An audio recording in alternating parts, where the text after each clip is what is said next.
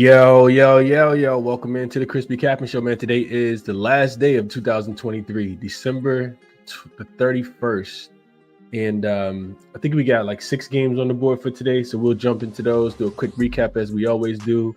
And then we'll get up out of here. Try to keep the show short and concise today. I am working against the clock today. So I got to be a little bit more efficient with my time. May not be able to get through all of the comments as I always do. Let's see. Something I wanted to check out real quick before we got started. I know what it was. It was before I get into the comments, one more thing I wanted to look at.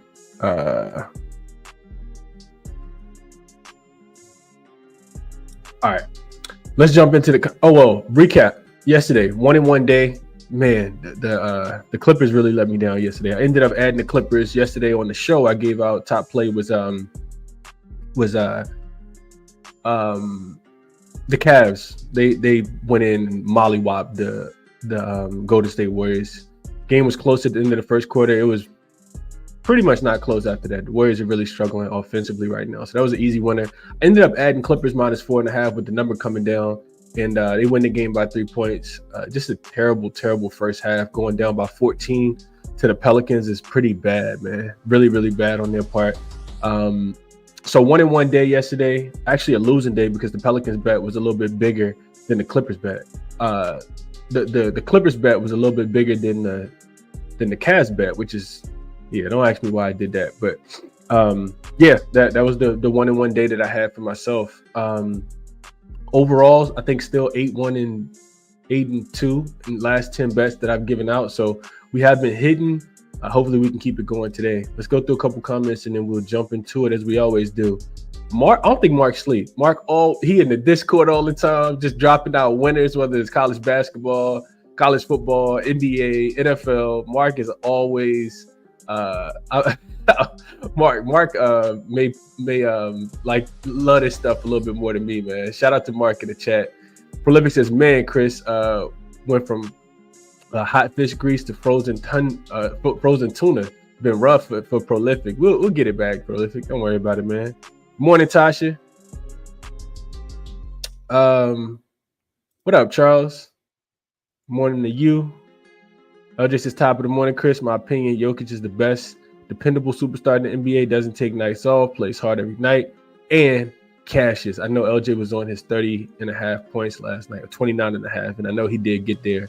Shout out to LJ. Shout out to Jokic. Jokic had a monster triple-double last night. 23 boards, 10 assists. Oh, man. Yeah, it was crazy for him last night. I don't think I've ever seen 3 players have 10 assists in the same game before, but Jokic did have 10 assists. Jamal Murray had 10 assists. And Russell Westbrook also got a triple-double against the Jazz. Just to let you know how bad that Jazz defense is. What up, G Hurt? Jose says, good morning, Chris. In chat, let's bring in the new year. Yeah, let's cash to bring in the new year. What up, JLB Bats? Cup of Joe in here as well. Haven't forgot about you, Cup of Joe. I'm going to get back to you over on Twitter. I will do that when I get a chance today. What up, Justin? Always in here rocking with me. Good morning, Sheed. Peasy, top of the morning to you. Sean, top of the morning to you as well, my brother. Mitchell, top of the morning to you. Let's see. We'll get into a couple of these games. We will definitely jump into it. Hot TV Grid says, thanks for the great day yesterday, Chris and crew. Clippers money line and Noam Powell up and over his 23.5 points. Jazz first quarter winner. Bulls money line. Kobe White up and over his 17.5 points was a winner yesterday. I did talk about Kobe White at the top of the show. Khalil, you get into the Discord, you just shoot me an email. I say this every day. I don't think people pay attention to me because I talk so much.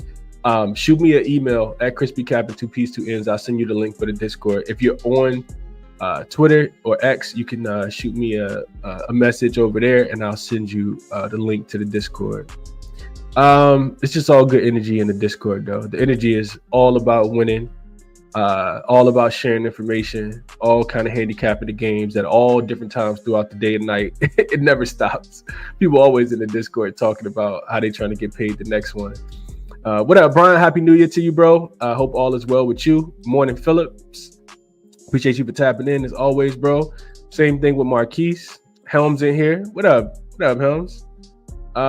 Let's jump into it, man. Super says, peace and blessings on the new year. Let's be profitable. Absolutely. That's what we're trying to get after. And I see my guy Derek pulled up on me as well. It says, good morning, beautiful people.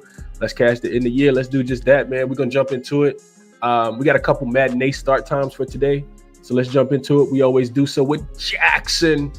I got to go back and track this real quick before I get into the play with jaXon likes. I got to go back and track it, but jaXon is on fire. Absolutely on fire. I referenced it yesterday a little bit, but I don't remember exactly what the plays is. I just know because I don't track them. I don't bet all of them. Most of the time I don't bet any of them. I'm not just going to bet it because jaXon says so. But if you have, which is why it's important to get jaXon, so, it takes away the handicapping process for you or summarize the process for you. You've been profitable, man. Yesterday, jaXon was on the under. It was on the under between, I know the other day it was on the under between the Knicks and the Magic. That was the winner. I don't think it's lost since then. I don't think it's lost before. I got to go back and check it, but I know jaXon's been absolutely on fire. Yesterday, jaXon liked the under between the Bulls and the Hornets. Even with overtime, that game went under the total. So, yeah, check jaXon out for people. I know people, checking it out. I get the referral. I get the, the messages when people sign up, and I know it's been profitable for people for sure. So definitely check out jaXon. jaXon is your AI sports betting tool, AI sports betting buddy. Saves you tons of time on your research for player props, total sides, spreads, fantasy stuff. There's a bunch of different language, real-time insight, injury reports, can create tables and charts for you with defensive and offensive efficiency ratings over the last 5 games, last 10 games. I'm just telling you guys what I use it for, but it's tons of stuff to use. NFL, NBA, NCAA, you name it. Football, basketball, soccer. jaXon is crazy. But anyway, let's get into it for today. So jaXon, I asked jaXon about the total in between the Pacers and the Bucks. But jaXon tells me that starting with some Bucks offensive efficiency stuff, says the Bucks are averaging 112.4 points per game this season, ranking 14th in offensive rating. Defensively, allowing 111.3, ranking 12th in defensive rating. Recent form, they've gone under in 5 of their last 7 games, largely due to the absence of Giannis Antetokounmpo. So it even tells you that Giannis hasn't been playing, who's missed 4 straight games with an illness. Key players, Giannis is questionable for the game, and the status will significantly impact the total. Without him, the Bucks offense has struggled, and the same recent losses to the Bulls and the Nets. Then it flips to the Pacers. Offensive efficiency, 114.7 points per game, ranking 10th. Defensive efficiency, 116.8, ranking 23rd in defensive rating. Recent form, the Pacers have gone under in 8 of their last 12 games, despite their high scoring potential. The defense has improved with the return of Andrew Nembhard, who has bolstered their perimeter defense. We always talk about Nembhard. Boy. Key players, Tyrese Halliburton is coming off a strong performance of 31.7 assists in the win over the Celtics. We were on the Pacers in that one. Pascal Siakam and Miles Turner also contributed significantly to the scoring and rebounding. Head-to-head, in the last matchup, November 22nd, the Bucks won 129-117 with a total of 246 points, going over the line of 235. Over the last 10 meetings, the total has gone over in 7 games with an average combined total of 229 points, which is right where this total is today. Pace, both teams played a moderate pace, but the Pacers' defensive struggles and the Bucks' reliance on Giannis for offensive production could influence the scoring. Giannis' status is crucial. If he plays, the Bucks' scoring potential increases significantly. If he sits, the under becomes more appealing. Betting trends, the total is set between 229.5 and 230, reflecting the potential of a high-scoring game, but also accounting for recent trends towards the under. Recommendation: if Giannis plays, that's why you love jaXon, man. If Giannis plays, the over 230 is worth considering, given the offensive firepower for both teams. They're in their head-to-head scoring history. If Giannis is rolled out, the under 229.5 over on ESPN Bet at -105 becomes a stronger play. The Bucks offense has struggled without him, and the Pacers' recent defensive improvements could keep the total under. jaXon.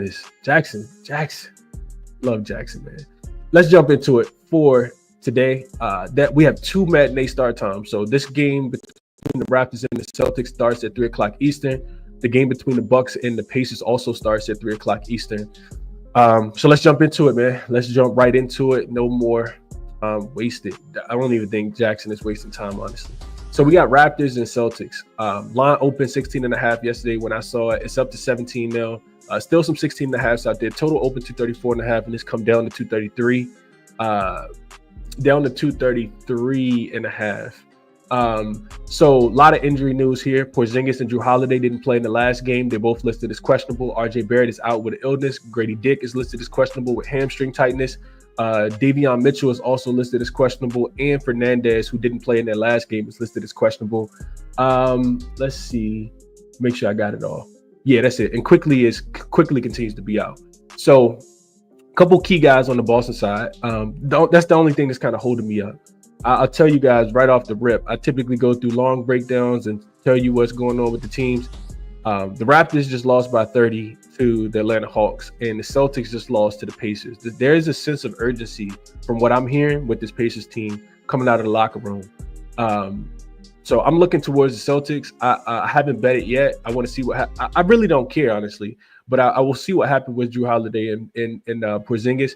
I will be on Boston in the first half of this game. I didn't even look up the number, but it's probably like 9.5, 10. I think it's a double-digit halftime lead. Potentially may even add Boston in the first quarter. I just think Toronto is they're really bad right now. I know they're coming off a 30-point loss to Atlanta the other day as a 1.5-point favorite, but I think they get smoked. Boston, I think, is going to start to take games a little bit more serious based on what has been happening recently. They've owned this Toronto team. They won 9 of the last 10 games. They what did I put in my notes? They went the first time that they played. It's another reason why I like Boston. The first time these two teams played, Boston was laying 16.5 points, which is very similar to this line. And Toronto took them to the brink, went to overtime. Jason Tatum actually traveled. They won the game by 3 on a Jason Tatum three-pointer, 126 to 123 in overtime. Last time that these two teams played earlier this year. So with that taken into consideration, Boston understanding that Toronto almost came into their gym and beat them the last time that these two teams played as a 16.5-point favorite. And then Boston coming off the loss to the Pacers just Sunday, which we were on the right side of that game. But you fade Boston after a win, you don't really want to mess with them too much after a loss. I mentioned Toronto coming off a 29-point home loss. They closed as a 1-point favorite. They've lost 10 in a row. They failed to cover 3 straight. They've given up. They've also given up 136 to Atlanta on Sunday, 155 to Memphis on Thursday, 139 to the Knicks in their last 3 games. That's their last 3 opponents score points. And it's the first leg of a back-to-back. They got the Brooklyn Nets coming to Toronto tomorrow. Boston is losers of 3 of their last 4 games, including their last game against the Pacers at home. This is the last of a 4-game homestand, so probably want to leave their fans with a little bit better taste in their mouth than losing to the Pacers. They've lost 2 of their last 3 games during their homestand, with the loss to the Philadelphia 76ers on Christmas as well. They're about to go out west, I think, for the Boston Celtics are. Toronto, Toronto, bottom 5 3-point defense over the last 5 games. Boston also been pushing the pace. Last 5 games, they're 5th in frequency, 8th in transition points. Toronto bottom 3 in both opponent transition frequency and opponent transition points. I just don't think that they're going to have enough today. I don't think that they're going to have enough. I know Boston doesn't typically turn teams over a lot. That's one of the things that they don't do well on defense is their bottom 5 in turnover rate for their opponent. But I think that the Raptors continue to turn the ball over, especially without having RJ Barrett today. The Raptors had 31 turnovers against the Atlanta Hawks on Sunday. Quote came out from Jaylen Brown that I thought was interesting. He says, we got to get back to emphasizing the defensive side of the basketball. It's kind of slipped over the last few games. Our intensity, teams are pressuring us and being physical with us. We've got to do the same stuff back to them. We did some good stuff in spots, but just not enough. I think we see it early. I think we see it often. Boston is going to smoke the Toronto Raptors, in my opinion here. Tatum talked about the defensive communication stuff after the game as well. I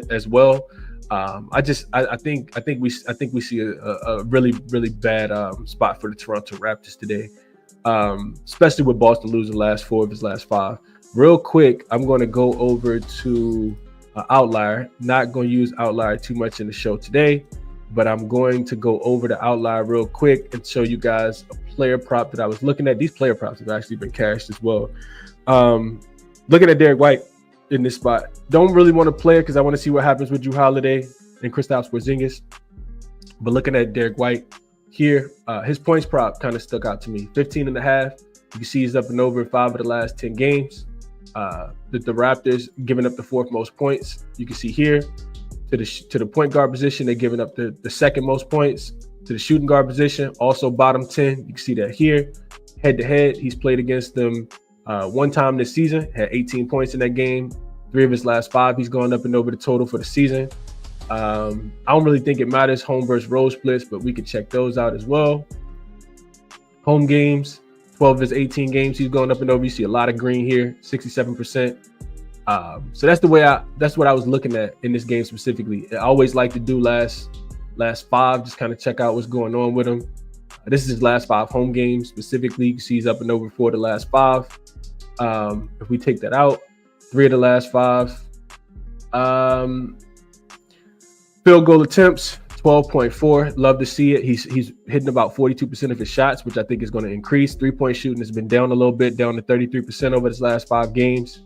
But you can see insight here, up and over the 15.5 in 4 of his last 5 home games, averaging 17. So this is the way I want to get involved today in today's game. I think Derek White is like an unsung hero that doesn't get talked about frequently, but he does wonders for this team. I'm expecting him to knock down a lot of shots. Toronto Raptors, I talked about it. 3-point defense has been absolutely trash last 5 games.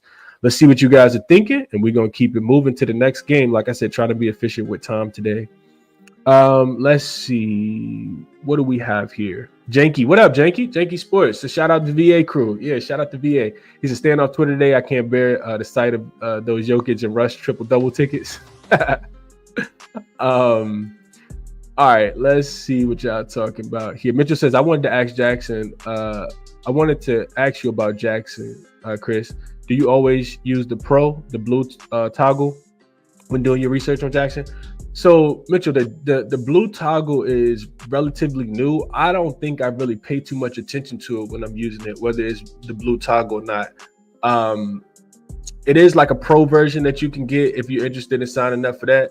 I think mine is always on pro, but I'm honestly not 100% sure.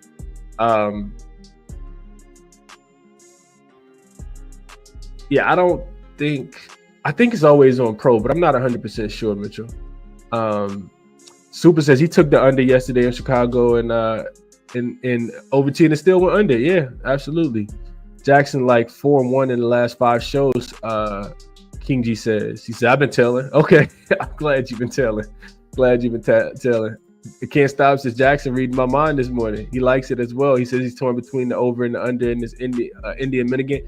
I think we'll get to that game in a second, can't stop. But yeah, I think it's really just dependent upon Giannis. So we'll be quick on that game, but I do agree. Giannis is definitely going to influence the total. So you can do all the handicapping you want. Giannis on the floor, the defense and the offense is different for that team. So we'll talk a little bit more about it in a second. PZ has team total over. Love it. 125.5. I think the Celtics get to 130. The problem I'm having with taking the team total over, which I do think that it's going to be there, because Boston is highly correlated. When they play defense, they score points. When they don't play defense, they give up points. When they don't play defense as well, their scoring goes down because their defense leads to a lot of open threes, transition buckets, and I think that's what we see today. I know that the Raptors are coming off, a really poor game in their last game, but like I said, I think they get smoked today in this spot. First half is my favorite spot because I think it's going to be a double-digit lead. 112.5. This was up 124.5 last night on Bet365, but it's up to 125.5. I'm not sure if the Raptors get to 108, 109 though. The Raptors team total is 108.5. I think they could go under 2, so that tells me probably a spread play. And I know Celtics haven't been covering, especially these big numbers. I think they mollywop the Raptors today, though. I really, really do. Derek says Peyton Pritchard up and over his 22.5. Cleared this number in 4 of his last 6 without Drew Holiday this year. We'll see if he plays. Let's see. Dean says Snaps and Holiday. Who is Snaps? Snaps and Holiday didn't play last time they played. And Barrett accounted for 23 points. Give him the -17. I like it. Merrill likes Grady Dick over his 1.5 assists. Oshai Abaji over his 8.5 points. Scotty Barnes under 7.5 assists for Christian. I like that look a lot. I don't think it's going to be a great assist game for him. Likes Tatum up and over his 41.5 points, rebounds, and assists. I like Tatum rebounds. I forgot to mention that. Tatum should be a lot of missed shots in this game. Tatum is the best rebounder on the team. So looking at Tatum to get his double-double is -110. Couldn't talk anybody off the double-double look for Tatum today. His rebound props probably 9.5. Yeah, plus 105. He's gone over 8 of his last 10 games. Real quick, I'll just share this with you guys as well. We just hit on Tatum up and over his rebound prop. I think it was on Saturday in the first game against the Pacers. But this is just a quick look at Tatum up and over his rebound prop. Merrill likes the whole points, rebounds, and assists over here, but I couldn't talk him off. But this is Tatum rebound prop at 9.5. You can see even the game that he missed it by 1, and they gave up a lot of points to the Pacers. Gave up 123 to the Pacers after holding the Pacers to 105 in the game before. So the rebound chances to be there. I'm expecting the defense to be there. We know that the one thing the Raptors do a really good job of is rebounding the basketball. I'm expecting Tatum to have to go down there and crash the glass to keep Jakob Poeltl off the rebounds. Head-to-head wise, he's played against them once this season. He got an 11 rebound game already. So I do like Tatum a lot up and over his rebound prop. I actually put that on the short list, forgot to mention it. Him, Derek White in the first half. 3 plays that I'm looking at in this game specifically. All right, go through a couple more comments. We're getting to the next game. Got to speed up just a tad bit. I just really, really enjoy going through the comments and talking the games out with you guys. Let's see. What up, Dropping Dimes? Says morning, Chris in chat. I think Boston puts them to sleep. Not sure what the first half number is though. So I've been talking about it. I didn't even look into it. I just wrote my notes before the lines even came out yesterday. Boston first half. Only available right now on Fanatics. It looks like they're laying 10.5. That's a steep number. But the books are telling you something. I absolutely think the books are telling you something. It's not available on ESPN Bet or DraftKings or Caesars or BetMGM or FanDuel yet. You probably get a 10. 9.5, I'm thinking in this spot, and I do think the Boston Celtics are the right side. Yeah, I'm with you, Dropping Dimes. Raptors team total under, I think, is another way to look at it, Dean. Right there with you. Let's see. TBL says, Chris, maybe I missed something, but could you explain why the line last night went from -5.5 to -3.5, -4 for the Bulls after Ball and Miller got rolled out for sure? Yeah, it moved because Zach LaVine got rolled out. TBL, that's why it went. I actually had a small personal play on the under as soon as Zach LaVine got rolled out, but I try not to send those plays to the members because the lines move so quickly. I got 226.5, so I did hit on that yesterday. It wasn't an official play, but as soon as Zach LaVine got downgraded, he went from downgraded to out like in 3 minutes, and I just smacked the under on ESPN Bet 226.5. But that was the reason why the total came down. What up, Jay? Appreciate you for tapping in, bro. Hope all is well with you. Definitely appreciate you for tapping in. Helm says, I can't lay 17 with Boston. I get it. I don't expect most people to like it today. And I'm not doing it either, if I'm being honest, but that first half is definitely calling my name. Good morning, Kristen. Hope all is well with you. Justin says he likes first half. Probably going to move on it after the show. Mark says, been waiting for Boston to wake up. I'll call out first half also. I like it. I like first half a lot today. Like first half a lot today. All right. Way too many comments for me to get through. But what up, Sean? Appreciate you for tapping in. Feel like it's been a minute since I've seen you in here. Appreciate you for being here. Helm says he likes first half though. And like I said, 3 ways I think you can get paid in this game. Boston first half. They probably end up winning the full game too. Like they probably end up winning this game by 25. I think they're gonna smoke the Celtics, smoke the Raptors today. But first half is the one I like the most. Tatum up and over his 9.5 rebounds at plus money. I do enjoy. And then Derek White up and over his 15.5 points. And I don't have 3 plays in a lot of the other games, but I think all of those things are green today. All right, next one. Let's go Bucks, Pacers. This line opened with, I wrote in my notes that the Pacers opened as 1-point favorites. Total was at 231. It's come down to 229.5. It looks like it's consensus. Still coming down because I had 230 in my notes. And then the flip of favorites, right? Pacers open 1-point favorites. They're now 1.5-point home dogs in this game. Also, another 3 o'clock start time. We see this on New Year's Eve sometimes where teams start to play a little bit earlier. And that's something you got to take into consideration when handicapping the game as well, especially with big favorites. This isn't a big favorite type of game, but players already starting to think about how they're going to bring in the new year, and they just want to kind of get the game over with. We've seen that happen in the past, so I won't dwell on that too much. But if you're new to sports bet, you definitely want to think about that. So getting into this Bucks and Pacers game, Giannis did go through shoot around. He went through practice, not shoot around. He went through practice yesterday. He's listed as questionable, hasn't played in the last couple games. AJ Green, they had an illness kind of going around the team. AJ Green also didn't play in the last game. He's listed as probable. Chris Middleton is listed as probable, but Doc Rivers also said that he's going to continue to be on a minutes limit. So something to take into consideration. Obi Toppin on the other side, considered day-to-day with the ankle injury. We know he sprained that a couple days ago, hasn't played. Aaron Nesmith remains out. Isaiah Jackson, of course, and no James Wiseman. But they got Nembhard. We always talk about Nembhard. They do got Nembhard. So getting into it, far as head-to-head, Milwaukee won the only meeting that they played early this season, 129-117. Milwaukee was laying 5.5 points in that game. That game did go up and over to 235.5. This total is a lot lower than 235.5. As far as situational stuff goes, the Bucks have lost back-to-back games, probably going to be super motivated in this spot, lost and didn't cover to the Brooklyn Nets and the Chicago Bulls. And they've been kind of like, ever since they won the cup, they've been like just not been at full strength, it feels like. Probably going to be motivated in this game. We know that, this game means a lot to both teams. They hate each other. Playoffs last year, play-in last year, they took Giannis basketball. All that stuff was going on. Pacers been playing a lot better basketball as of late. It's extremely correlated with getting Nembhard back, in my opinion. They're 7-3 straight up and against the spread in their last 10 games. They're coming off the loss off the win against Boston the other day. A nice little bounce back spot for them. No idea what's going on. I wouldn't play this game until I know what happens with Giannis. I do think that the Pacers can get the job done. Wouldn't surprise me if the Bucks got the job done either. Dame came back in the last game against Chicago, played really, really well. Had a double-double in that spot, hit a bunch of threes. The Pacers, like I said, are playing really good basketball. Don't want to bet against them specifically at the crib. And having in-season revenge. I think it could be a Pacers spot. I think it could be a Bucks spot. I'm not probably going to play the spread in this game. And like I said, I wouldn't play the total either unless I know what happened with Giannis. Giannis comes back, I think it's an over. Giannis doesn't play, I think it's an under. Just kind of going with what Jackson said, because I agree with what Jackson said here. So not going to waste you guys' time. Not anything that really jumps out to me in this game. I think it'll be a great game to watch.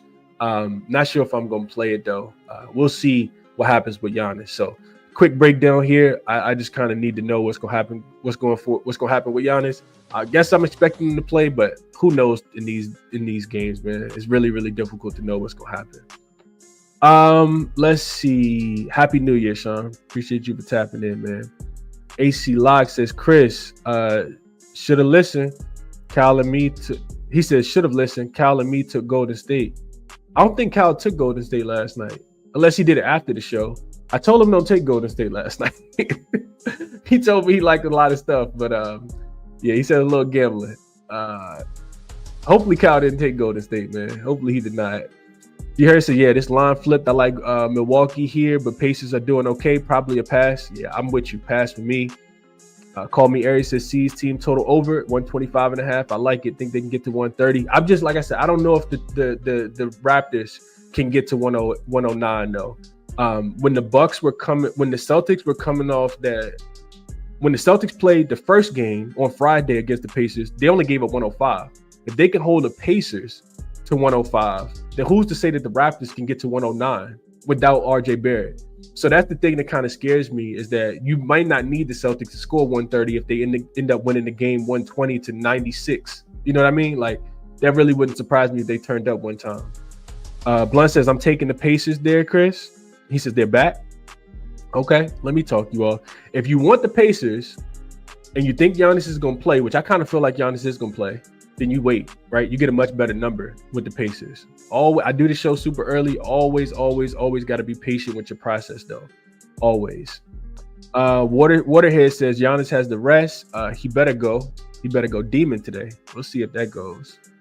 Zach Best says he had an ugly 3-leg yesterday. Kobe White, 15 plus points. Knicks money line, Nuggets money line at plus 145. Hey, ugly cashes too. I'm glad you cashed it. Pacers for Jose today.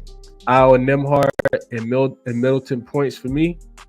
Couple Joe says. J Pro says Siakam over his 9.5 rebounds and assists, and Tyrese Halliburton over his 12.5 rebounds and assists. Okay. David says Bucks not been looking good. Pacers have been. Not liking the Bucks here. Bucks haven't been looking good, in my opinion, David, because Giannis hasn't been playing. I think that's a big part of it. Real quick, before we move over to the next game, I'll give you guys the numbers real quick with Giannis on the floor. So far this season with Giannis on the floor, the Bucks are they're actually even 115 offensive and defensive numbers. So they're a plus like 0.38 in point differential. And then with Giannis off the floor, they're actually a +1. That's interesting to me, though. They're +1 with Giannis off the floor, but defense, the numbers go way. The defense gets drastically better. They're giving up 6 less points per 100 possessions with Giannis on the floor. So 110 to 109 is what the games have averaged out per 100. I guess this is per 100 possessions, winning by a point. With Giannis on the floor, they're actually a 115 in both. That's interesting to me. I would have thought that would have been a little different. She says Bucks money line if Giannis plays. Helm says if Bucks full strength, it's Milwaukee. He'll be best as he leans under. If Giannis is in, I like under too. She says need Middleton in there low key, but he's gonna play. Middleton is probable. He is probably gonna play. Maybe we should look at it with Middleton too, real quick. Let's just check with Middleton. So Giannis and Middleton on the floor. Okay, with Giannis and Middleton on the floor, they're actually a plus 11.4 in point differential, scoring 116 and defensive rating of 112. So they're a lot better with Chris Middleton and Giannis on the floor together. With Giannis off the floor and Middleton on the floor, they're still plus 10. They're still a +7 in point differential. And it's been a small sample though, just 110 minutes. We know Chris Middleton is still kind of working his way back.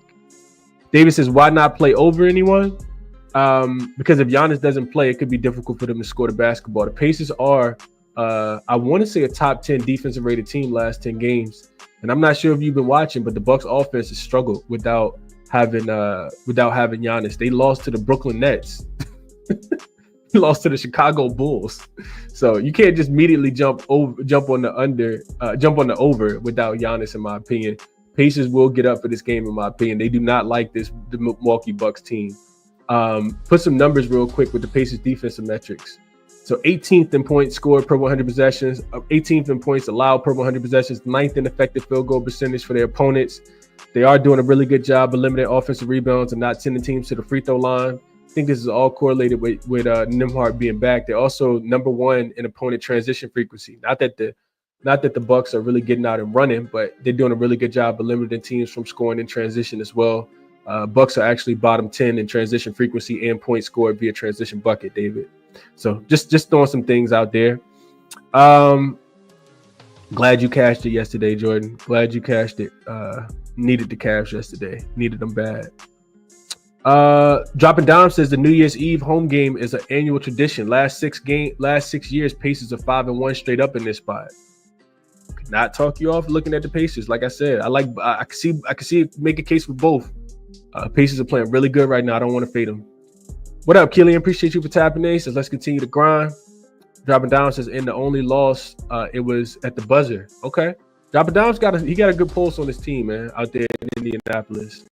Pacers have actually been middle of the pack as far as pace this year, especially with Nembhard back. Yeah, that's a fact. That is a fact. I think the early game messes with the players' time clock. I think it does, Killian. I do think it does, but like I said, I need to see if Giannis is going to play. These matinee spots are typically under spots, right? But the Pacers' offense plays a lot better at home than it does on the road. So we'll see, man. It's a tough game to handicap, if we're being honest. Mark says Pacers are back. Maybe. Yeah, I know they lost Mark some money, man, but Nembhard is back, I think, and I would agree with that. Let's keep it moving. Next game we got up Clippers Spurs. Line in this one open with the Spurs laying 3 points. Now they're laying 4 points, 4.5 on some books, and the total Hasn't really moved a lot. Open 217. You guys see 217.5 on the screen. It's 216.5 on the board as well. Just kind of really depends. You got to wait on the injury report here for the Clippers because they are on the second leg of a back-to-back. Like I said, Kawhi Leonard is supposed to be coming back next week. He'll probably be done for, another 2 weeks after he comes back next week as well. No idea what Kawhi is doing. San Antonio Spurs have a clean injury report. Should have everybody. So we got a Clippers team. They've actually won. What was it? What was the number? I know that they've been beating up on the Spurs, like really crushing the Spurs recently. 8 straight. That's what it was. They've won 8 straight. Have the Clippers over the. I thought it was tripping. Okay. Yeah, the Clippers have beaten the Spurs 8 straight times. They've covered 4 of the last 5 spreads. Only played one time early this season. Beat the Spurs 113-104 as a 4-point favorite in LA. That game did go up and over to 215.5. And this has been a one-sided rivalry as of late, as you guys can kind of tell by the numbers. Clippers, as I mentioned, second leg of a back-to-back. They did have 2 days off before yesterday. The Spurs, first game back home for them after the 3-game road trip. They go right back on the road to play against the Denver Nuggets on the 3rd. They've covered the Spurs 6 straight games. This team is absolutely cooking right now. Most recently against Minnesota on Sunday, we talked about liking them plus the 6.5. They lost that game by 2. And, watching them, that's the perfect segue to the handicap of this game. Watching the Spurs play, they're you can tell that they're putting it together quickly, and a lot of it is Victor Wembanyama. Like, dude is absolutely killing it right now. Just really getting whatever it is that he wants. I don't think that they have a great matchup for him. I don't think that the Clippers have a great matchup for him at all here. But the thing about the Spurs is their late game execution. Like, they've really kind of fallen apart in some of these games, and that's why they've been covering, specifically as dogs, but not winning the game outright. If you go back and just look at it, some of their recent games, especially on this road trip, I mean, they beat the Brooklyn Nets, but that's the only win that they got on the whole road trip. They had a 4-game road trip against Philly, kept that game close, but couldn't win. Lost by 5, was getting 5.5. Against the Knicks on Christmas Day, had a lead in that game, a nice lead in that game.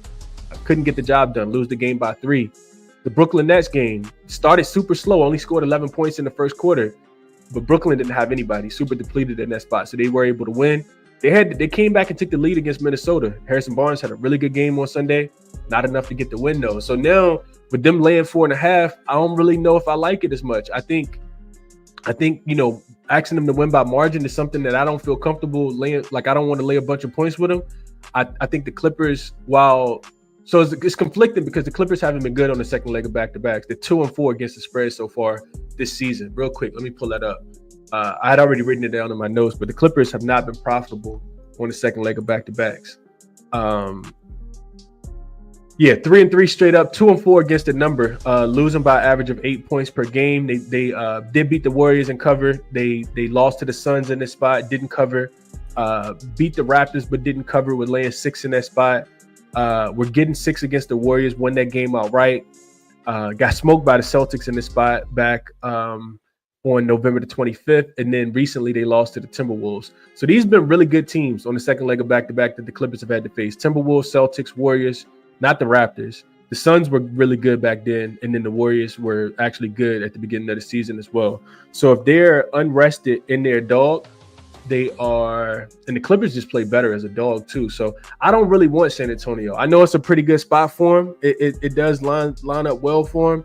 I think it's more of I think the bigger the line gets, the more I like the Clippers in the spot. Like I said, they are coming off, they're coming off 2 days rest before yesterday's game. They did go to the brink yesterday, which don't make me like them as much. Shouldn't have needed that much, honestly. Shouldn't have had to overcome a 14-point deficit yesterday against the Pelicans, because you shouldn't let the Pelicans go up by 14 against you. That really grinds my gears that I was on them in that spot. But I think that the Clippers, like I said, just 2-4 against the spread. The Spurs on the opposite side, I put this in my notes as well. They're league best 7-1 against the spread with the rest advantage this season. So the Spurs have been really good, really profitable in this spot. The games have been all close. 4 contests on the road trip. They've lost 3 of the 4 by a combined 10 points. So I asked them to win by margin against a really good Clippers team. I don't think I could quite get there with them. This would be Clippers plus the points and nothing at all, even with San Antonio being 7-1 against the spread in their last on the season as the more rested team. So that would be my thoughts here. I think, looking at player props, you got to look at Wemby up and over his threes. He just continues to shoot a ton of them, right? We talked about this like 4 games ago. I'll pull that up real quick so you guys can see it. But Wemby just continues to shoot a ton of threes. I know that the Spurs have been doing, the Clippers have been doing a pretty good job from the 3-point line, but Wemby's a little different, man.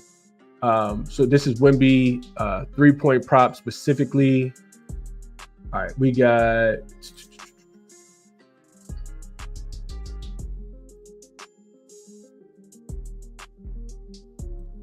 All right, this is Wemby threes for the full season. No, this is last 10 games for the full season. I always like to start with the full season. So 48%, not hitting the 3.5 that profitable yet. We look at home games, it gets better, 50%. We look at last 10 games. What did I have here? Oh, these are home games. Okay. We look at last 10 games in general. The attempts are just dead. Look at this, man. 7, 4, 6, 6, 3, and 4. That's what he's made in the last 10. This is what I was looking at, the attempts. He out here really thinking he's Steph Curry. 15 threes against Atlanta, 8 against Portland, 13 against Philly, 16 against the Knicks on Christmas Day, only 6 against Brooklyn, and then 12 against the Timberwolves the other day. If you're going to shoot 12 threes, I think you're going to make 4. You can see right here, he's shooting 38% from the 3-point line. Defensively, the Clippers against centers, bottom 10. Wemby just shooting a bunch of threes, man. He's shooting a bunch of threes. Only way I can look for Wemby is up and over the 3.5 on his 3-point prop. And you can get plus 120, 130 right now. When we first started betting this, and I haven't bet it every single game, but we first started betting it, it was 2.5 and it was juice. Now he's listed at 3.5. So I do like Wemby up and over his 3-point prop. I think that he could find some success in this game today. All right, let's get through the comments real quick and move on to the next one. A couple more games to get into. All right, let's see. We got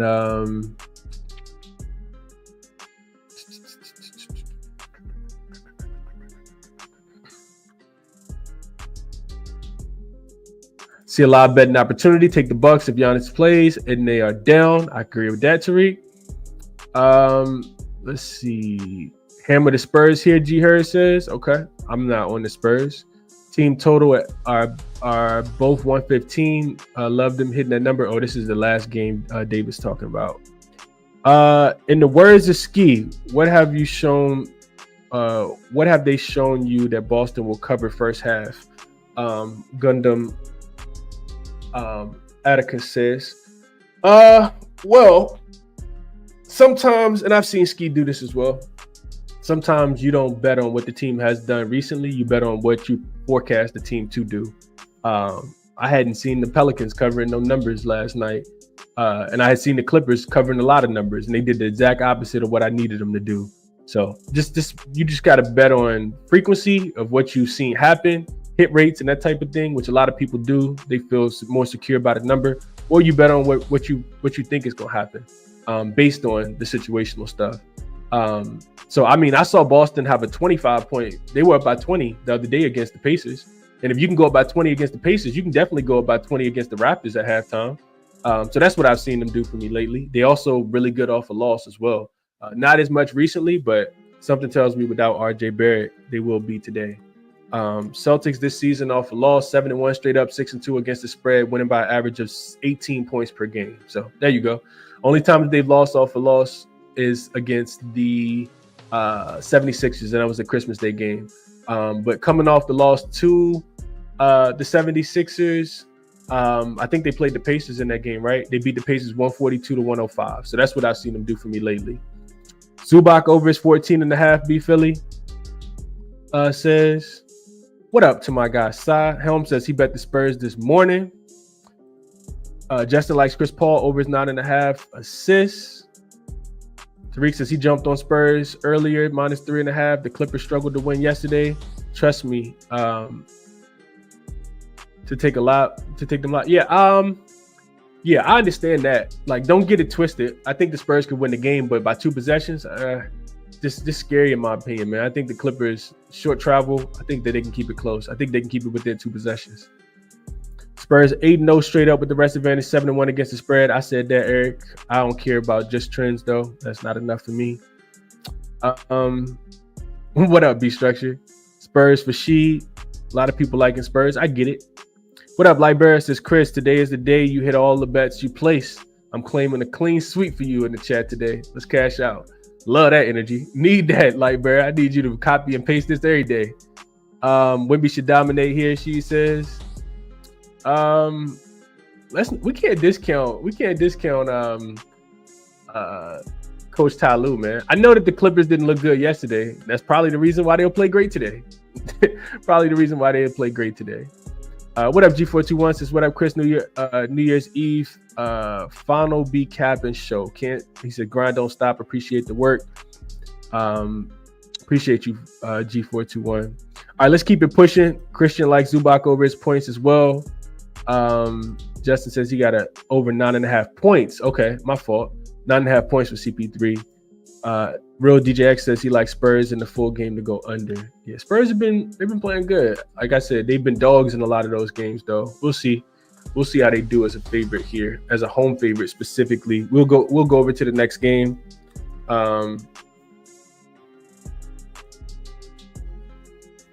Spurs are 5-2 straight up, only 3-4 against the spread as a home favorite this season. 5-2 to the over. I could see the game going up and over the total. I know that the Spurs are really good defensively. The Spurs and the Clippers are really good defensively, but second leg of a back-to-back, I can see this game being played with a little bit more pace. Spurs may be able to score the basketball against the Clippers as well. So I think I lean a little bit more towards the over. Got some more work to do though. Timberwolves and Thunder. Total was at let me see it. Make sure this hasn't changed any. Yeah, it hasn't. Actually moving up. So I wrote down. I wrote 6.5 in my notes yesterday in favor of OKC. It's come back down to 6.5. This is a really good game. Maybe the best game on the board for today. Cavs and Lakers should be good too. But maybe the best game on the board here is the Timberwolves and the Thunder. Total going up, open 215 up to 216.5, 217s out there as well. And spread went up to 7.5, and now it's coming back down to, it looks like 6.5 is the consensus. Minnesota has actually played really, really well against OKC. They've won 7 of the last 10 games. This is the first meeting of the season, however, with the new look roster for the Thunder and the new look roster for the Timberwolves.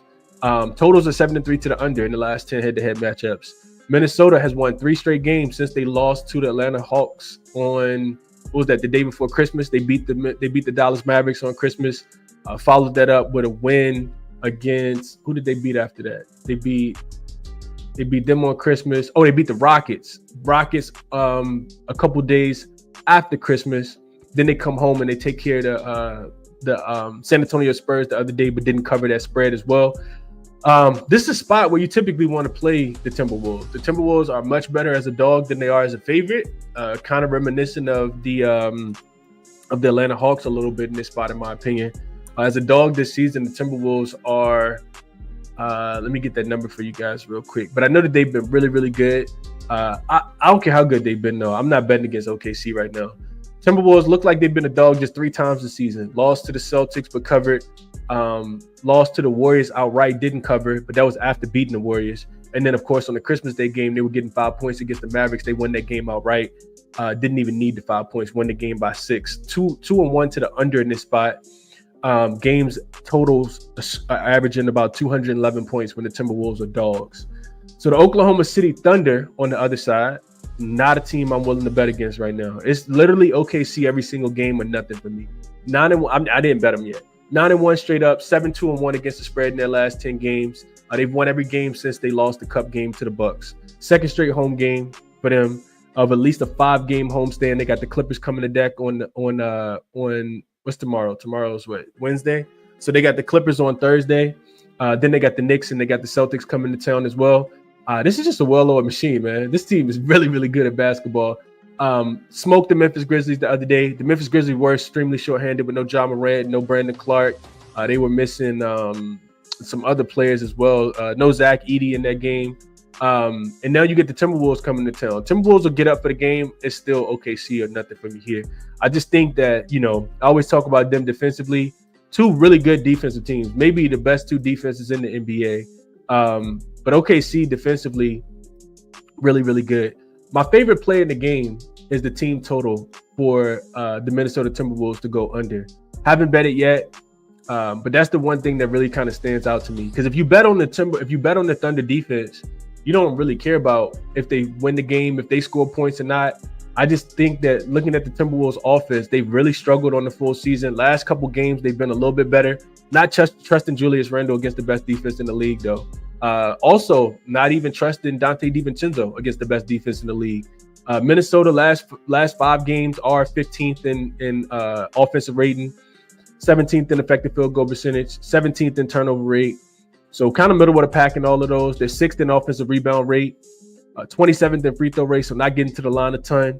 They're shooting a ton of threes, 9th in frequency, 9th in accuracy. We know OKC is a top 10 defensive rated team against the three-point shot. Number 4 against the above the break three-point shot specifically as well.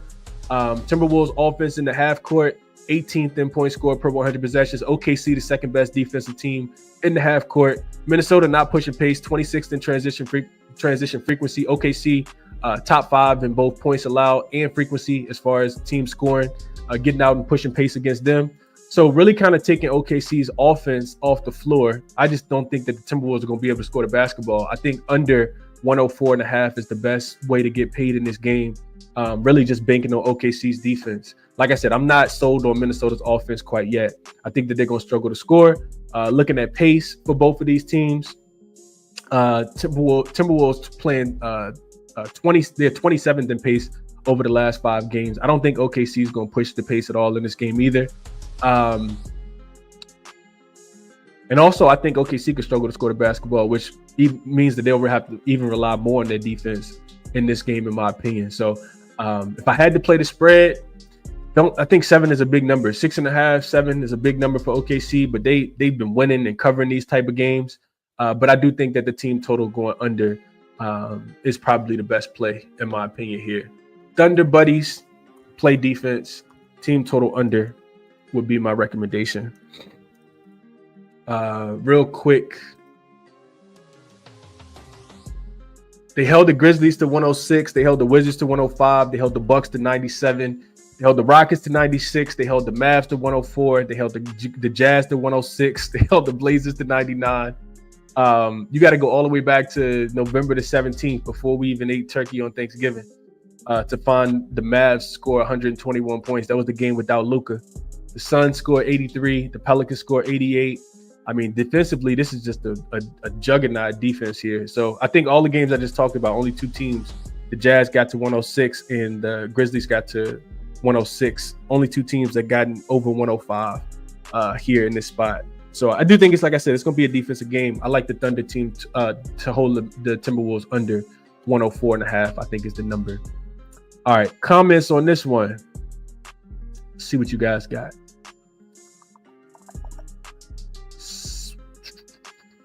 Davis says best game by far. Justin says Timberwolves plus 7.5 when he bet it. He likes it. Mark says she got under 217. I like it. G heard this is me right here, not stepping in front of OKC and what they're doing right now. This is something the Timberwolves are playing a lot better. 7.5 points is a lot, as Justin mentioned, with his plus 7.5. Man, OKC is like, they're doing stuff we haven't seen before. Like this team is crazy good right now. And it like I said, number 1 in defensive efficiency, number 1 in opponent effective field goal percentage, number 5 in turnover rate, like guarding the 3-point line, getting back in transition. I just think that they're gonna struggle to score the basketball under 104.5. Real DJX says took Wolves plus 7.5 last night. LJ says leaning towards the under, big divisional game. Right there with you. B Philly says he played J-Dub under his 26.5 points and assists. Also like the under on his assist straight. Timberwolves the best at limiting assists to the shooting guard position specifically. GLB Best says he leans under. Too much talent to go under, in my opinion. Yes, both teams play great defense, but a lot of talent to go over the 216. So David coming in with some opposite stuff here. Derek says he's the OKC rebound train, continues to roll. Anthony Edwards over 5.5 at plus 100. Sprinkle on the double-double at plus 900. Julius Randle double-double plus 300. Okay. I couldn't talk you off of those. I do think it's going to be a lot of missed shots. I do lean a little bit more towards the under than the over as well. Minnesota typically plays defense when they're a dog. That's when they play their best defense. What up, Free Sauce? Call me Aries likes under. Draymond not getting over.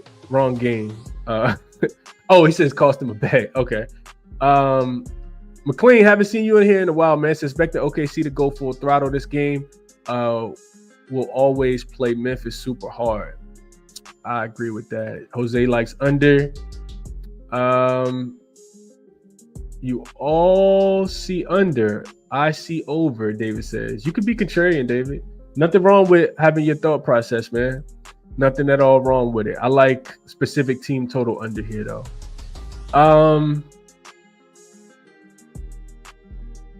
Let's see. What else? What else y'all saying about this one? John, what you say? He said, I can take Tatum over 20.5 points, rebounds, and assists versus the Raptors on Prize Pick. You think that's a good play? For Tatum to get 20.5 rebounds, assists, and points? Absolutely, bro. You better go put it in. I don't got Prize Picks, but boy, that's great. Mark says, OKC been a covering machine, just don't like the 7. I'm right there with you. I think it's a game to watch for sure, though. Book's not going to give you a discount. Helm says, OKC a great regular season team. I think they're going to be great in the postseason as well this year. Real DJX says he likes Randle over his 11.5 rebounds and assists. I can see that. Well, I don't know about assists, but I think the rebounds should be there.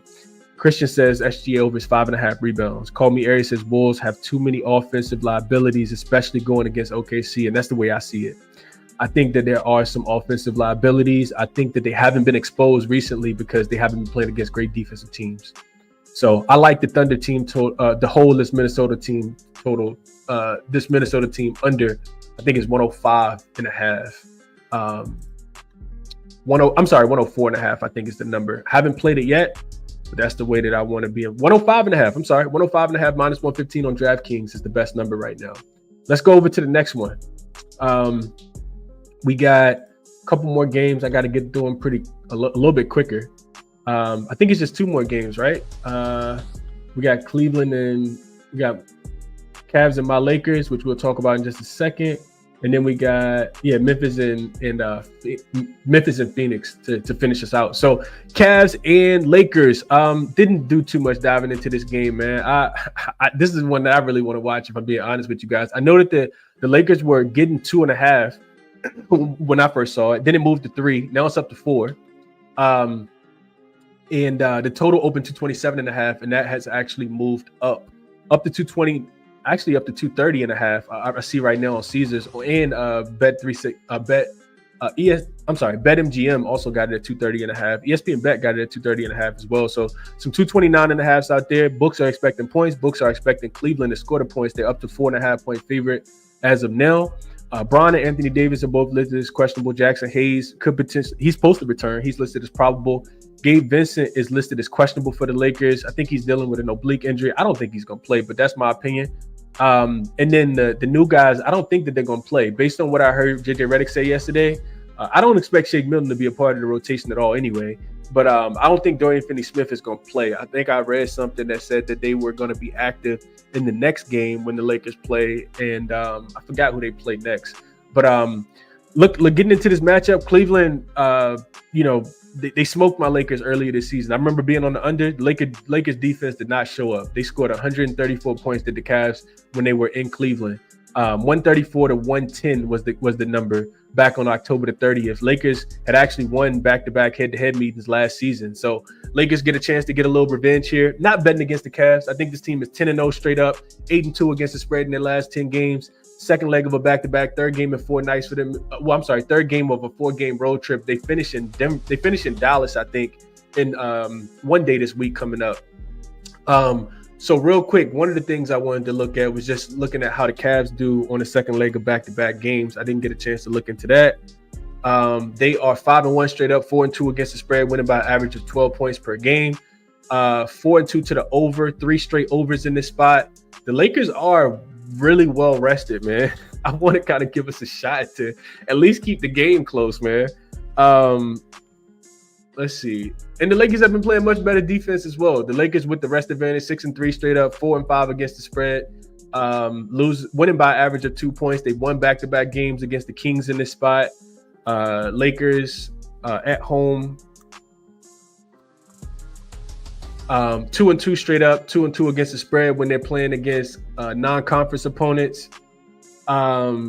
Lakers as a dog this season, 6-9 straight up, 8-7 against the spread, losing by average of 8 points per game. The Lakers have actually won 5 straight games as a dog. They beat the Grizzlies, beat the Kings twice, beat the Warriors, and beat the Kings again. I'm not sure how much you want to give credit for beating the Kings 3 times. It's actually pretty shocking that they were dogs against the Kings. That's actually more embarrassing that you're a dog against the Kings 3 times. But they've won 5 straight games as a dog. The Lakers have. Real quick, let me just go through my numbers, and then we'll push to the next. I'll go through the comments and get into the next game. I know I'm not betting against Cleveland right now, though. I don't really want to fade my Lakers here, but I can't bet against the Cavs. They're playing at a different level right now. They're playing at a very, very different level right now. So Lakers last 5 games, 6th in offensive rating, 3rd in effective field goal percentage, 26th in offensive rebound rate, 4th in free throw rate. So getting to the line a ton. They're doing a really good job. The Lakers are scoring in the paint, 3rd in frequency, 3rd in accuracy last 5 games. Also shooting a lot of mid-range shot, 4th in frequency, 13th in accuracy. Overall from the mid-range, that's the long mid-range. Overall mid-range, 3rd in frequency, 5th in accuracy. So a lot of the Lakers shots are coming there. Not shooting a ton of threes still, 24th and above the break 3-point frequency, and 19th overall in frequency, but they are shooting it a little bit better, 39.5%, which is 6th over the last 5 games. We know that's the Achilles heel for the Cleveland Cavaliers defense. We talked about it yesterday with the Golden State Warriors, talking about them just not getting hot from the 3-point line.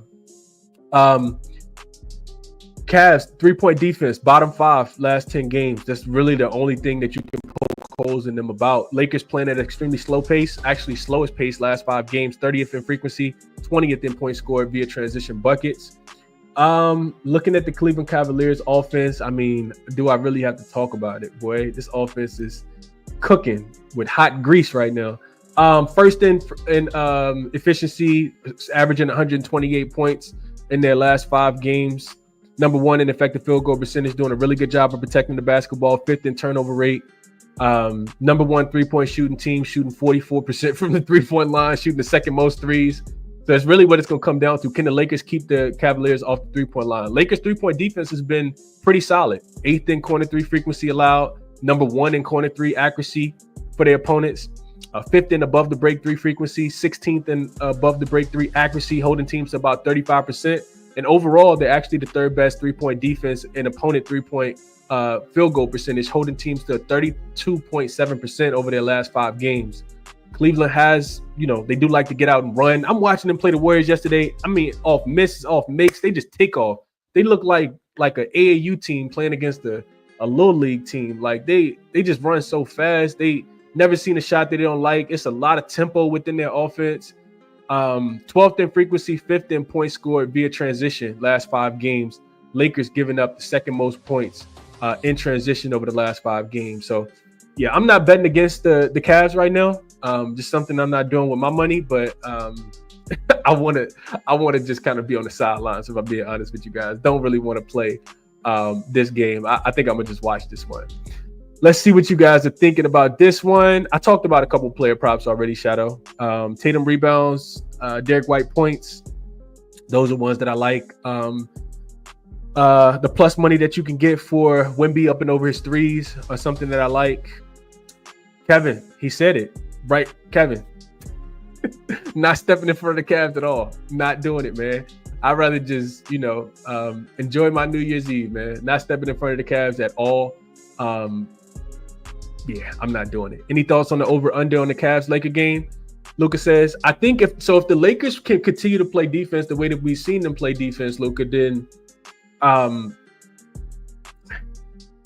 let's see. All right, so last 5 games, Cavs are 9th in pace. The Lakers are playing a lot slower. 21st in pace last 5. 21st in pace over the full season. Cavs are 9th in pace. Last 5 games, Cavs are 8th in pace. Lakers are 24th in pace. So if you've been watching the Lakers play, and you can tell that they're trying to switch their identity from being a good offensive team to being a good defensive team. That's why you trade D'Lo. That's why you bring in Dorian Finney-Smith, an excellent defender. I think he's like instantly probably the 3rd best defender on the team outside of Jared Vanderbilt and AD. But the Lakers are wanting to like play slow. I think that's going to be the case in this game. Try to limit mistakes and turnovers so you can get back on defense to not give up so many transition points to the Cleveland Cavaliers. And you got to guard the 3-point line, which is something they've been doing a pretty good job of. I think I lean a little bit more towards the under, Luka, but that's really hard to do with the way the Cavs can score the basketball. So yeah, those are my thoughts on the total. Freesaw says he likes the Cavs -4. Yesterday was Bron's birthday. Them Lakers gonna be drunk today. Don't think too much about it. I think 2 days rest, man. Lakers might be able to keep it close. Mark says he laid the 3 last night. Don't mess with the Cavs, Reckon says. Shadow says LeBron 1 day after turning 40, New Year's Eve, and playing versus home team. Count me in on his props. So thinking Bron can get downhill and do some things today. I couldn't talk you off. I wanted to mention this as well. I think moving forward, Austin Reeves coming off that 16-assist game against the Kings the other day. I think the Lakers trading away D'Angelo Russell really solidifies Austin Reeves' assist prop. I don't really like it as much in this game, but I think he's going to be playing a lot of point guard for the Lakers. Primary point guard or secondary point guard. Him and LeBron can both handle the ball really, really well. But I think we're about to see an influx in assists for not necessarily for this game, but overall, I think we're going to see Austin Reeves' assist props start to really get there and just him dishing the ball. I think the numbers are going to go up. Flywalker says Cavs -4. Smacked him by 24 the last time. Bron might get a triple-double today, Jose says. Cavs been cashing for me a ton lately. Took a -3 last night. So a lot of people like the Cavs. Makes a ton of sense. DC Sean says this my game. I like Donovan Mitchell, 25 points. Lakers guards can't check him. Thinking Mobley double-double, but not sure because of back-to-back. Okay. Cavs here. On them till they lose, she says. I couldn't talk anybody off of just playing the Cavs blindly right now. They are really that good at basketball. Nobody on the Cavs starting 5 played more than 30 minutes, Freesaw says. I did see that Coach Kenny Atkinson was doing a good job of limiting their minutes for sure. Call Me Aries says Cavs -4. Taking the Cavs here. Cavs gonna violate, Freesaw says. Yeah, I expect anybody like the Lakers today, and that's the way the money is moving. What up, Brian? Can't stop says no reason not to run it back with the Cavs. Lakers don't scare me, not even a little bit. Okay. Darius Garland, 30 points, rebounds and assists, -130. Going to score 25 alone, Pete says. What is the Cavs' futures bet to win the Eastern Conference Finals? I'm not sure, Mitchell. You got to look that up. I mean, I can't look it up. I'm not going to do it right now, but I was thinking about doing a future show recently. Maybe I'll look into doing some future shows. Dean says he got over 229. DC Sean says he's going to take the Cavs +4.5. I think you mean -4.5, unless you're putting them in the parlay. Felix is leaning towards Garland under his 20.5 points. He did tell him, get out, don't come back. I saw that. DJ Props says 100% agree with you, Sam Reeves' assist going up. I see his double-double becoming a cash cow. I didn't even think about double-double, but that's why we do the show. Appreciate you, DJ Props. He definitely brought to start getting there, in my opinion. Cavs, cash, G421 says. And Frankie says he was on Golden State yesterday. Definitely the wrong side. All right, last game on the board for today. We got the Memphis Grizzlies and the Phoenix Suns. Line open. Phoenix laying 7.5 points here is what I saw. I'm sorry, 6.5, 7.5. I think was the number. One of those two. I think it was 7 though. 7.5. And total open 235 is coming down now. This was at it's down to what 235. So it actually went back up. It actually had came down. It actually gone back up now. Open 237.5. That's what it was. It did come back down. did come down to 235.5. 236 would look like consensus. So bunch of injuries here on the Memphis side. Ja Morant is out. Brandon Clark is out. Zach Edey is out. LaRavia is out. And then on the opposite side, Royce O'Neal is out. Grayson Allen is probable first game back for him. He should play today after getting that concussion sometime last week. And Devin Booker is listed as questionable. Coach Budenholzer did say Devin did, quote, Devin did pretty much all of practice. We got in some 5-on-5. It was a good day for Book, end quote. So I guess Devin Booker is going to play in the game, barring any kind of a setback. If he does play, I think Phoenix wins the game. I'm still not sure if they cover, though. Memphis is coming off a loss against the Grizzlies, against the Oklahoma City Thunder, where they got smoked in that game. Lost by 24 points as an 8-point dog in OKC. So 1 day of rest for them. Third of a 5-game road trip for them. I don't like Memphis as much on the road, but I don't like the Suns laying a bunch of points. The Suns have been all over the place, man. You do get, a little bit of rest here. 2 days rest, back-to-back losses to Dallas Mavericks and the Golden State Warriors after beating Denver on Christmas Day in that revenge spot. They've won just 1 of their last 6 games, and they've only covered 3 of their last 10 spreads. I can't lay a ton of points here with the Phoenix Suns, man. I can't do it. Don't you get the brothers? You get you don't get the brothers. I'm tripping. Yeah, I'm not even sure what I was thinking. I guess you get Tyus against his old team though. Yeah, you get Tyus against his old team, so maybe that's something to take into consideration. I feel indifferent about this game. I guess I definitely agree with the line coming down. This 5.5 is now down to 4.5 is what I'm seeing. I'm not in the laying a ton of points with the Suns. I think if you really want the Memphis Grizzlies and you think that they can keep the game close, which I do, even with all the injuries, I think you wait until Devin Booker gets ruled in. I do think that he's going to play. That'll probably, push the spread back to 5.5, 6, and then you take the Memphis Grizzlies. I don't think that they're going to win the game, but I don't think that they're going to lose by 3 possessions. I think this is a professional basketball team. You worry about Jaren Jackson Jr. Feels like he got the IQ of a peanut sometimes when he playing in road games because he picks up so many dumb fouls and they need him out there in order to be efficient. But I'm just not in the laying points right now with the Phoenix Suns. They've shown me nothing to say that they can cover spreads. Memphis is a team, in my opinion, that's still going to be able to score the basketball. The Suns, if they've had any kind of deficiency, has been defensively. Last 5 games, 25th in defensive rating, 22nd in opponent effective field goal percentage, not forcing turnovers. I don't like that Royce O'Neal is out. They're giving up the 3rd most offensive rebounds. Nurkic won't be in. This is the 2nd game of the 3-game suspension that he'll have to serve. I'm just not in the laying points with the Phoenix Suns right now. So I agree with the movement coming in on the under. Didn't play the game, though. Did not play the game. So those are my quick thoughts on this one. Let's see what you guys are thinking here. Phoenix also turned the ball over a lot. Getting Devin Booker back should help in that spot though. Let's see.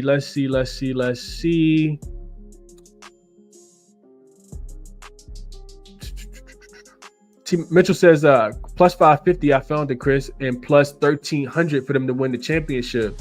A lot of people think the Cavs are a really good regular season team and it won't translate in the postseason. I'm gonna disagree with that. I think the Cavs are like an actual contender. I think that they're playing the underdog role. Remember, they lost last year to Boston. And they were injured in that spot. Jared Allen didn't play in the last couple games.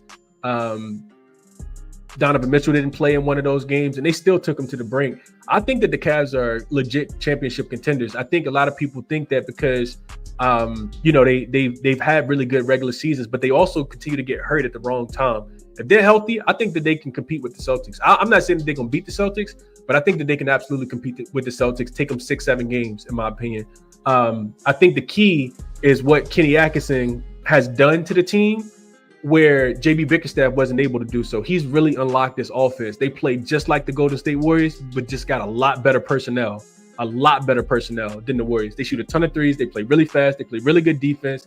They got length and athleticism, a star in Donovan Mitchell, a rising star. I'm pretty sure Evan Mobley's going to make the All-Star team. You got Jared Allen down there blocking a bunch of shots. Darius Garland, one of the top 10 point guards in the NBA.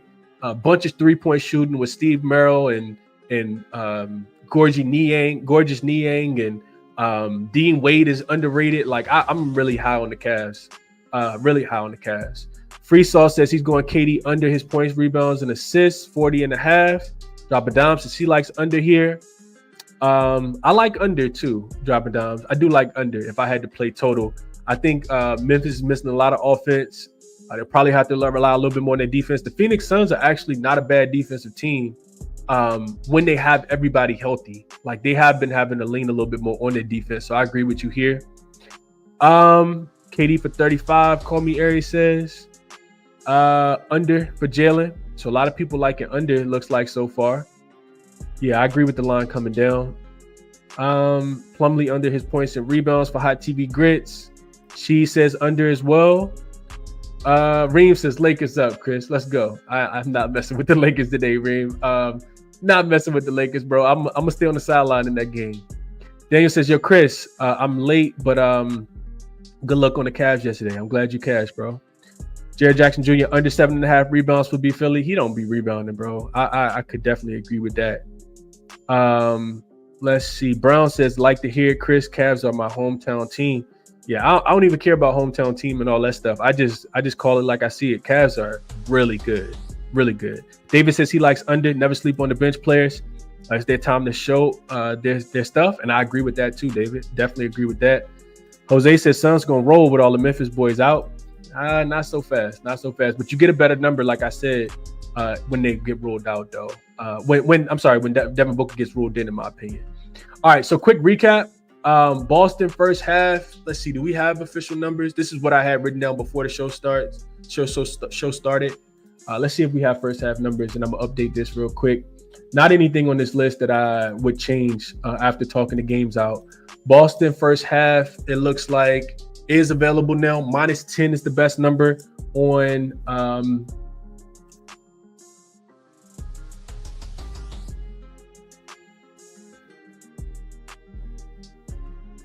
Boston first half -10. God damn, they give us no discount. Couple 10s right now, but 10 is the best number I see. Toronto team total under is also intriguing. This was at 108.5. I didn't play it right now. It's still 108.5.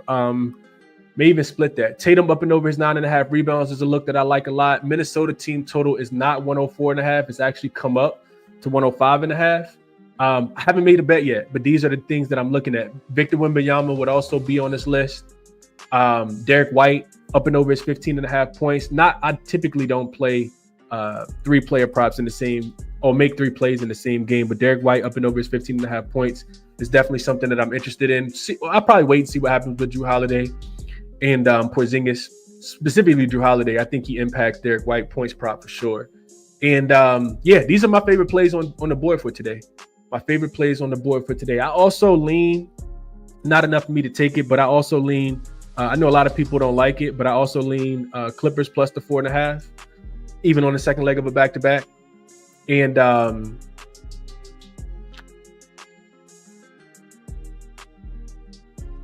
think this is a really good short list. So official plays that I always make end up getting sent out to the members. If you're interested in joining and becoming a member at the ChrisBeCappinn Community level, the link for that is in the description of the video. But yeah, best of luck. I appreciate everybody for tapping in with me as always. Here are the resources that I use and that I've talked about throughout the games today. Remember, Jackson likes the under if Giannis doesn't play in that game. And that's one of the reasons why I didn't have anything up for that game specifically. But referral code for Jackson is ChrisBeCappinn, 2 P's, 2 N's, 50% off using that discount code or that referral link. Same thing for Outlier is 7-day free trial. If you guys are interested, it costs you nothing to try it out. If you like it, keep it. If you don't keep it. Money Baller, 50% off using code ChrisBeCappinn, 2 P's, 2 N's, and same thing for OddsJam. You can get 20% off your first month over there using code CBC. So check those out. Appreciate you guys for rocking with me. Got to jump off of here, man. Got a lot of things going on today. Happy New Year to everybody. What we got? We got NBA tomorrow? I didn't even look that far ahead. Let's see.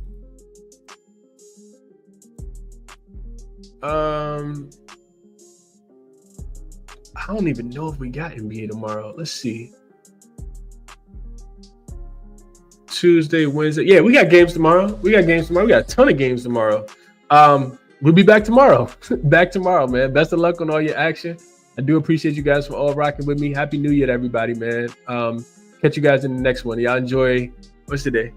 Y'all enjoy your Tuesday. I'm out.